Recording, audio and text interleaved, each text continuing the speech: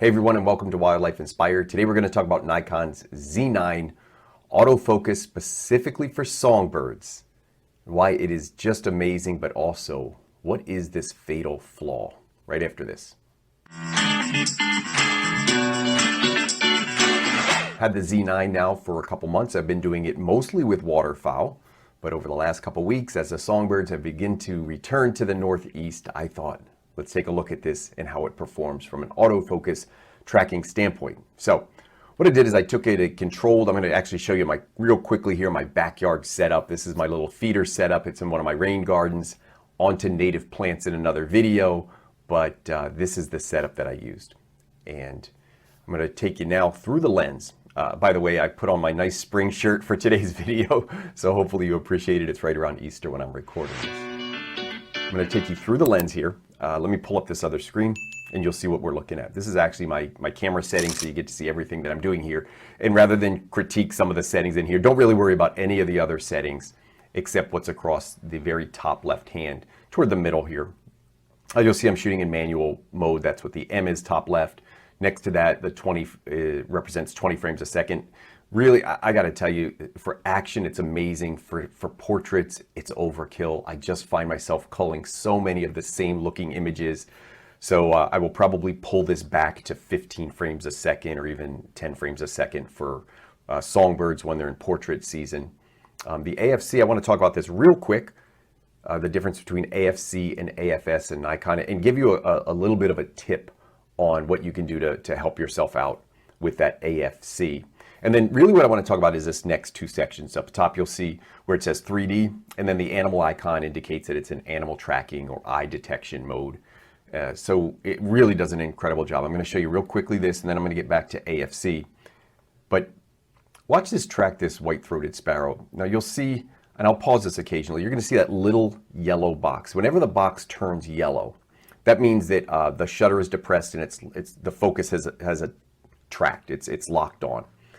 And as you hold that button half pressed, or if you're using back button focus, however you're set up, as you move through the frame, or as that bird moves through the frame, it's going to stay with it. Unlike traditional single point focusing where the point was fixed to one location, and you could manually move it with the joystick, but it's going to stay there. And then as the bird moved, you would move the camera with it. Unlike that, if you left this camera stationary, it would track through the frame. So just pay attention to that circle. You'll see the white circle means I'm not focused. My finger's off the shutter, and then there. So pretty impressive how that just locked on and moved through it. And so I'm going to show you a couple of images now. And again, you'll see the white box. That means that it's defaulted to the middle. So this 3D tracking for me was very, very good. It feels very intuitive for somebody that's used to using songbirds with a single point focus in the middle, because it always defaults and starts back at the middle. And then you will use that middle point to go through the frame and find the subject. And then once you engage the shutter halfway, it will lock the focus wherever you want it. And then you can either move it or let the camera track the subject as it moves. I'll show you a couple different applications for that. So here's right on the feeder here, just a red-bellied woodpecker. So watch me take the focus off and then back up to the eye. So you'll see me move up to grab the eye and then let it find its focus. And here on a white-throated sparrow again, you'll see that it just grabs the eye. And now watch, you're going to see I take it off, back on, and then I'm going to move it through the frame. I'm going to swing it left and right. So this is me just manually kind of panning the camera back and forth, and you'll see that it stays right there on the head. And as long as I'm half pressed, it'll in a smart way, it kind of stays in that area and looks for the eye or what it thinks should be the subject. So that's that focus. And here's a house finch. This guy's name is Oscar. He kind of runs the yard. He's a bully, but he's a sweetheart. He hangs out right in front of my kitchen window all the time, so I get to watch him when I'm getting ready to leave the house in the mornings. He's normally sitting right there for me. All right, so you can see I'm moving up and down just to show you how well this thing really tracks. As that square gets smaller, that means it's really got locked on to the eye specifically. Watch this white-throated sparrow come in and get chased off by Oscar. Well, actually, I think this is Oscar's mate here. Chase him, watch this. See ya. So real cute. Now, one of the things I wanted to do was see, I started to look at the range of focus. So all of that was, again, in a very tight area. in a very specific range. This is all about 15 feet away, I'd say. So now what I did is I switched focus mode. So if you look up top, you'll see the AFC is still there, but off to the right now, we've got a different box. And now what I've done is I've said to Nikon, the Z9, open up all the autofocus points. You find it for me. Now, I did not like this nearly as much. And while it worked very, very well for birds in flight, for songbirds, where I really want a very detailed focus point, this did not work well. So what you'll see now is it's going to start grabbing high contrast areas. So even though the center of the lens is pointed where I want it at that feeder, it's finding all these other things. So if your subject was right in front of you, but there were better high contrast areas around that the sensor liked, it would pick up on those things. Now the high contrast bark picked right up on. Some of these leaves around the bottom, not a problem. It's going to eventually find this tree there. But then again, it took a little while to figure out where that feeder was. When I was closer, when the focus started closer, I was more able to find it. So what I want to do is just real quickly take a break from that focus mode. So I kind of showed you we talked about AFC versus AFS, and that's what I'm going to get into now. But I showed you that 3D mode really seemed to be the best. It worked as well to attain focus as single point did, but once I locked focus, I was able to move through. And I'm going to show you a couple of ways that worked you saw me track it through the frame with the songbirds, but even with a large subject, how you could use that to your advantage. I do want to take 1 second and talk about AFC and AFS. And just a quick tip. Years ago, I was shooting, and I always shoot AFC. AFC basically means once you acquire focus, if the subject moves, if the focal plane changes, it will track with that, as long as the shutter is depressed, however you set up your camera. AFS, autofocus single, and AFC stands for continuous, S stands for single, means once it acquires focus, it stays there into that focal plane. If the subject were to move forward or back, it's going to stay here. So the subject then would be out of focus. Supposedly it's a more accurate focusing, but the huge risk is if you're not set on a tripod and your subject isn't stationary, any movement could cause you to be out of focus. So for wildlife photographers, I can't think of any time when I would use AFS. So what I do is I just dismantle it. And I'm going to show you in this window, if you go to your custom settings bank and you go right to A, which is focus, and you go down different cameras, it's in different places. By the way, the Z6 II I do not think gives you this option, but you can actually limit the autofocus areas, and those would be like the single, the larger area. In different cameras, they have different functions, but in the Z9, there's several to choose from. There's a small, a large, a wide, and then that 3D. I could turn any of them on or off. So I could choose to not allow any of them, or I could choose to allow all of them. Right now, I'm allowing all of them, so I'm not going to really focus on this one. But the one under it that said focus mode restrictions, this is where you get into single and continuous. And you can actually give the camera only the option to work in continuous. So you can never make a mistake. And real quickly, I'm going to grab my 300 and I'll show you how I screwed this up one time.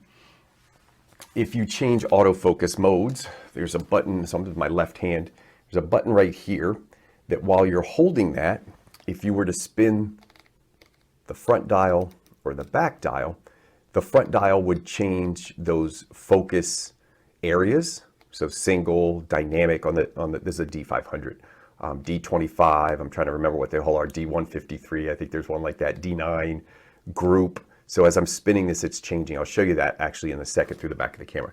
As I'm holding it with my left hand, if I were to spin the back, it would go from AFS to AFC.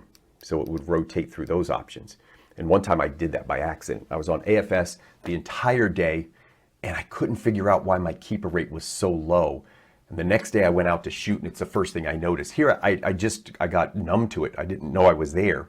So ever since then I just turned it off. And this is the way to do that right on the back of the cam. So if you want to know how to do that, go right into this focus mode restrictions. Most cameras have it for Nikon. Again, I don't think the Z6 II has this, but I could be wrong. If somebody knows, you can put that down in the comments. Now on this one, what you're going to see is when I push the left button I just showed you with the 300, let me go back to the screen, here we go. When I push that left button, these two indicators at the top light turn yellow. So AFC and then the focus modes. And this is where turning those dials will change them. So I'm going to rotate the front dial first. And what you'll see over here is when I do that, you're going to see that start to change. You'll see those focus modes start to change. So there they are. And that's the front dial spinning. And now I stop the front dial and I start spinning the back dial. But notice nothing changes. And that's because I've eliminated AFS completely. So it's gone out of the menu. I can't do it anymore. Now let me just pause here real quick. This little water feature a lot of people ask me about. I'm going to put a link to the company that provided this for me because I do get a lot of questions on where'd you get that water feature. I really like it. I'm doing another video on that, so not a lot to come on this. But I have found it to be really, really fun. I've had birds come in there. Almost every time I set up on this feeder, something comes in. Now with the squirrel though, I want you to notice, it will also find the eye very, very accurately. And here's the difference between me recomposing to get the subject where I want it in the frame. And then on this example, it's just keeping the whole subject in the frame. So once I acquire the eye and he jumps over here, so you'll see it's finding, okay, there it's locked in on the eye. Now I can try to compose it just to get the tail. If this was a single point and this point stays here, notice the tail is clipped. Now, because I can just quickly move it, if again, a single point happening this fast, I don't know that I would be able to recompose it quickly enough to get it. But watch right there.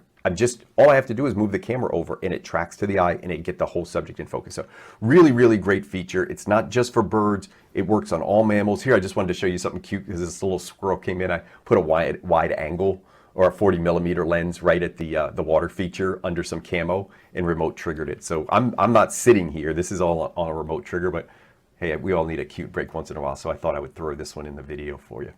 So there's my cute little squirrel. He's a little bit of a nuisance because when I put the feed out, I have to keep changing it because he keeps finding it and cleaning it out before the birds can get to it. All right, so back to this. Now I wanted to do a quick shot on the ground. So here you could see it's tracking on the ground. I found these white-throated sparrows like to forage on the ground. So here, again, very, very quick example of how back to 3D tracking, but how it real quickly was able to find it on the ground. I was hoping he would come around the corner and I could pick him up, but he didn't. Tried it with a smaller in frame backlit subject. This guy's a little bit further away, about 25 feet away. And you'll see me just swinging it back and forth. Once I lock on, again, when you see it go white, that's me taking my finger off and putting it back on. So there, my finger's off. I wanted to see if I could find it. As I was doing this experiment, you'll see I focus here. It took a little while right here to find it, right there. And that kind of got me thinking. So here's where I started to run into some problems. And you're actually going to see me help it out a little bit. So can't find it. That's me turning the dial. So because I was getting frustrated there, I turned the dial and then I started thinking, that didn't feel too great. So I started to test this tracking. So once it locked on, we saw absolutely wonderful. Here you can see once I'm locked on and I'm in that focal range, that area, it's finding the subject quickly and tracking it through. But remember when I jumped way off and tried to come back, it struggled just a little bit. So I started to play around with that. So I started to go through the trees that were there, and these trees are all about 30 to 50 feet, maybe 20 to 50 feet away. And I wanted to see, could I quickly focus on just the trees using 3D. So there it picked up that one, picked up that one, picked up that one, even picked up the one in front. So I was pretty impressed. I thought, okay, this is good.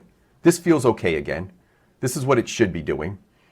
And I went over here to where my feeder was, and then there happened to be a bird there. So, okay, that felt good. I was able to get all that. But all of that was in that, again, like the feeder's 15 feet. These trees are 20, 30, maybe 40 feet away. These water features are only 10 feet away. So all felt pretty good. But let me focus on my neighbor's house, which is about, I don't know, maybe 100 yards away. And now let me come back to the feeder. Fortunately, they were not out on the deck when I did that. And look what happens. Can't find the feeder. Now, feeder's right in front of me. Same place that it's been the whole time. It can't find this feeder that is literally sitting right in front of me. And I'm even trying to find these high, and there's a bird on there. I'm even trying to find the high contrast parts of the feeder. Just can't do it. And off he goes. So the bird flew out, and there's another one there. This is probably Oscar and his mate. And now you're going to see me turn that lens barrel. You're going to see me actually manually focus it back, and now it picks it up no problem.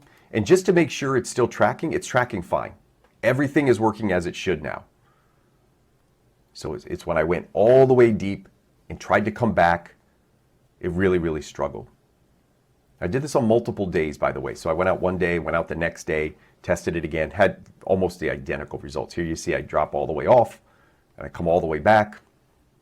I just can't get it done. And you're going to see me again manually adjust that. There it is. And that's that manual adjust. I'm literally turning the barrel to pull the focus back manually. I try it again here. This is also another house finch. This is Oscar's mate. And right there, it's literally in front of me. You could see the yellow square trying to find focus. I'm half pressed. I'm trying to find it, and then I resort to manually pulling it back. Once I pull it back off the background, once I get close in that 20-foot range, you know, if I'm about 10, 15, 20 feet away from it, it seems to pick it up no problem. But when I go out, and these trees are about 50 feet away, and I'm trying to come back to 15 feet, still won't do it. So over and over, I just repeat this. I hope it doesn't get too redundant, but I really wanted to make sure. By the way, I tested this in other focus modes. So I tested it in single point, didn't record that. I didn't have my recorder out the day I did it. The results were identical. No matter what happened, once it dropped off and focused far, it never wanted to return to where it started or close. Now, I want to make a caveat. This is on firmware version 1. They have not released version 2 yet. So I will take this out in the field as soon as I get version 2 and try to repeat this and see if I can get a similar result. And then here you could see it was struggling, manually pulled it back in, and now I'm just going to try to pop back to the trees again. It works in this range with almost no problem. I think the bird is floating around on that tree. There he is. I just wanted to try to get some real life, like as the bird was moving back and forth from the feeder to see if it would track. And again, no problem. As soon as I push the shutter, it finds that tree, and there it is. It found the bird, found the eye. I can move it around a little bit, recompose a little bit. I don't think you'll ever see any of these pictures posted. This one almost was postable if he would have been in a better spot. I don't like those branches behind his head. Now here's real world. This is a hermit thrush, which is a very rare visitor to my home. Been hanging out back here for about a week. I don't know if it was here. They do have a longer season here in Pennsylvania. So I don't know how long he was here, but one day I looked down at my bird bath and he was taking a bath in it. So the next day or a couple days later, I was down in the blind and he just jumped onto a branch. I was so mad that I cut this. It's a spice bush, but it was growing way, way out. It had kind of got deformed. Now, before we end the video, I do want to show you just a tip and a trick. And if you don't watch anything else, this is probably worth watching. If you haven't figured out a workaround for this, there are a couple. One, you saw me manually turning that. That's not convenient. I don't think when you're spending this kind of money on anything, to say the solution is to manually focus, I don't think that's the answer. So that might be an answer. If your lens doesn't have what I'm about to talk about, you may resort to that. Just mentally know that if you're working in a Z9 or some of these mirrorless systems, again, it's not specific to Z9. This isn't a Z9 problem. Seems to be, from what I'm hearing from Canon, Sony, it seems to be kind of a mirrorless issue. And eventually I think technology will catch up. So I think algorithms will change, firmware will change, and maybe future versions you may see hybrid type of focusing systems. So we're seeing some of that already. But let me get to this tip that will help you out. Most people spending $6,000 on a camera like the Z9 are probably going to own glass that includes these lens buttons. So if you look at the video, I made a video called The Wildlife Tip for Button Programming and How to Use It. And basically it talks about this memory recall button.